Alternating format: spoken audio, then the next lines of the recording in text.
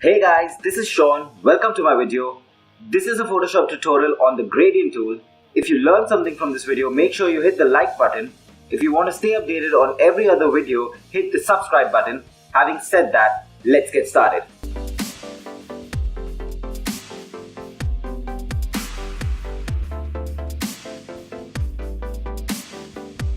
In order to select the gradient tool, simply go here and click or hit G on your keyboard. Now the usage of this tool is fairly simple. You just click and drag and you'll create a gradient on your image. But as always, the options are more important. The first option here will give you some custom created gradients over here. At the end of the video, I will teach you guys how to create your own personalized gradient. If you see here, this one is basically the foreground and background color. So if I change the foreground color to obviously red, because it's my favorite color, you see it's changed to that. Now if you hover over it, you'll realize you can read everything. So this is foreground to transparent, black and white, and so on and so forth. Go ahead and close this, and these are a couple of other options. The linear gradient, which is basically going to be from one color to another color with a smooth transition, like so. The radial gradient, which is like a lens flare effect. You get this kind of an effect here. The angle gradient, which is basically a 360 gradient, so it starts from red, goes darker, and goes all the way to black. The reflected gradient, which is sort of like a mirror. So if you see, this part is the mirror and it's mirroring these two other sides. And the last one is the diamond gradient, which basically creates a diamond shape here. There are a bunch of modes to use. We'll be studying about each of these modes in a future video. The opacity is basically the transparency that you'd like. So let's turn it down to 26 and I'll do the same effect again, and you see how light it is. Bump it back up to 100. Reverse is basically it's going to invert the colors. First we had red inside, black outside. Inverse it. Now we have black inside, red outside. Uncheck this. The dither basically gets you a much smoother gradient, but I've really not seen the difference while I've been creating different gradients. Like if you see this one, I change it and I remove this, there's not much of a difference in this. The transparency option is basically when you use one of the gradients which is on transparent. So if you see, I've unchecked the transparency and it's completely red. But if I check this and then use it, it goes from red to transparent. When you click this here, you have a couple more options over here. Like if you want text only, so it will give you what kind of gradients it's grading in text. You can have small thumbnail, which I have it set to, and I think it's a default setting as well. The large thumbnails, the small lists, we have the list as well as a small thumbnail, and large list, which is a larger thumbnail and the list as well. The reset gradients, we just use this after using all of these other ones.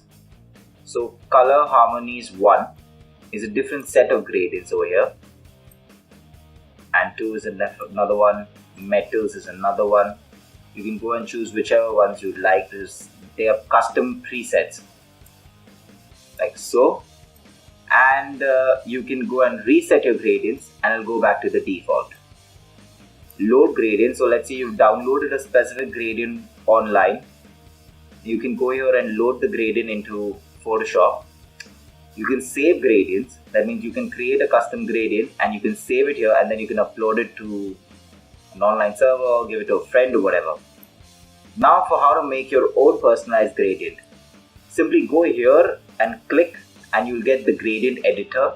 Now in this, before you go on to these options, you can also choose which gradient you want to go and customize. You can go here and change the name of the gradient that you're creating. There are two options here, which can be solid and noise. We'll study both. The smoothness, we will look at a little later. Now for these options here, this is basically changing the opacity of your gradient. This here will tilt it towards the reds or towards the blacks. This here is the color, so if you want more red, pull it this way. If you want more blacks, put it this way. And if you want to just adjust the entire thing here, you can do that as well. If you double click here, you can select another color. Instead of that, first I'll show you, you can add another spot over here. You can double click here and select another color. So now we have another color right in the middle. So we can pull this here and now we have 3 colors here.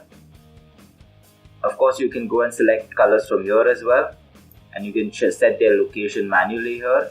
You can do the same thing with opacity as well, and you can set the opacity manually here. Now when you go and create some noise, there's like a mix of colors over here. The roughness will increase the number of colors and the brightness, while the more smoother you go, more lighter and faded it looks. Let's increase the noise. Restrict colors will restrict certain amount of colors. Add transparency will add a transparent layer behind your gradient. To randomize, it will give you different random strokes for your gradient.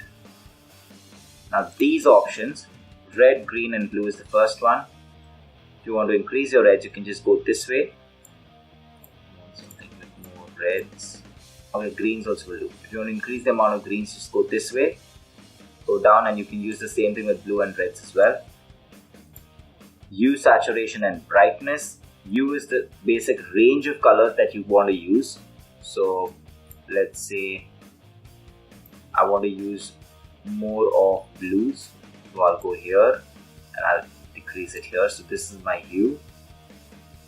And brightness, of course, you guys know. You can toggle between that. And yeah, if you want to save this gradient, simply go here and click new. And it'll save it as custom. Or you can change the name as well and say OK. Click and drag and you get a gradient on. If you want to see the effect on the picture, just click another mode and you'll get another effect on your picture. Hope you guys learned something from this video. Make sure to hit the like button to show your support. Hit the subscribe button for further videos. Until next time, take care.